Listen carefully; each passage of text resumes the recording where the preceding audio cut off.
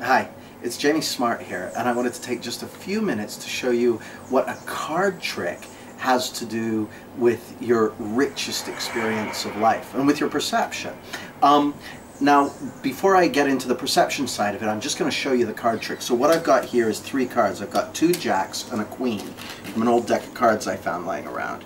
And what I'm going to do, there's the 2 jacks, and I'm going to pick up the queen. This is called a 3-card Monty. And I'm just going to throw the queen from one hand to the other, to the other, to the other. And then in just a moment, I'm going to drop all 3 cards.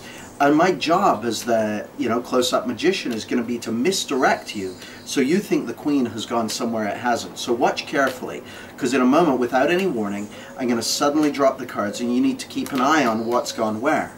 So I don't know where it looked like the queen went. For a lot of people watching, it'll look like that's the queen there. But actually, that's the jack. The queen's here, because the whole point of sleight of hand and close-up magic is to misdirect the onlooker and to have it look like something's happening in one place when in fact it's happening somewhere else. Now, this is exactly what happens with our perception. See, our peace of mind, our well-being, our clarity, our security, they only ever come from inside of us. But it looks as though they're coming from outside of us. It looks as though they're coming from our circumstances, from our partner, from our money, from our job, from our car, from our self-image. They look like they're coming from outside, but actually they're only ever coming from inside. And it's the same with the things that upset us. So if you're feeling agitated, if you're feeling upset, if you're feeling uptight about something, it looks as though your circumstances are causing that. That's how it always looks. It's like someone ran the scaffolding pole into my car the other day, and I got uptight about it for a moment, and it looked like the fact that my car had been damaged was causing me to be uptight, when actually that feeling, that tension, that agitation was my system telling me that my thinking had gone off base for a moment.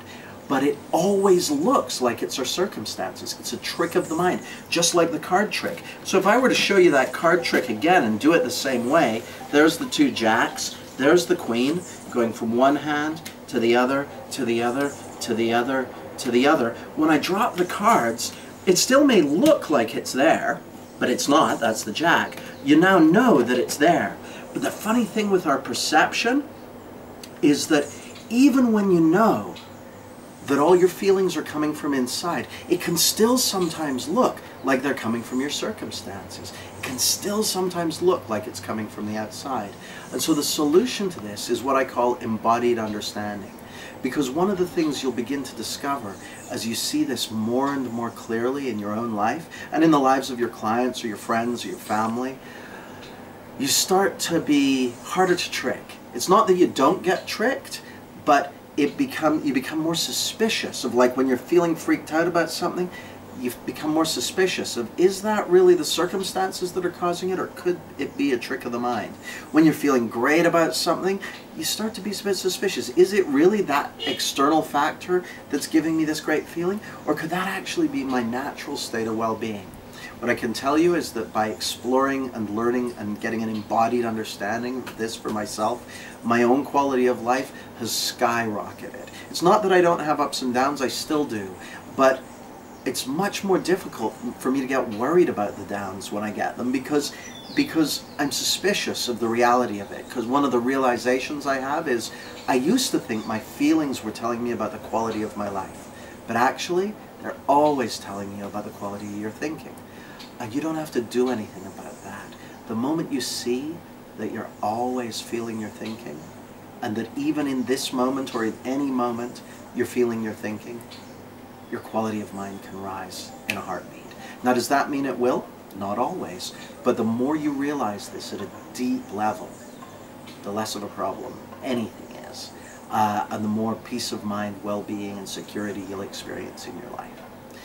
And it's one of the most beautiful gifts there is to share with your clients, with your family, your friends, your children.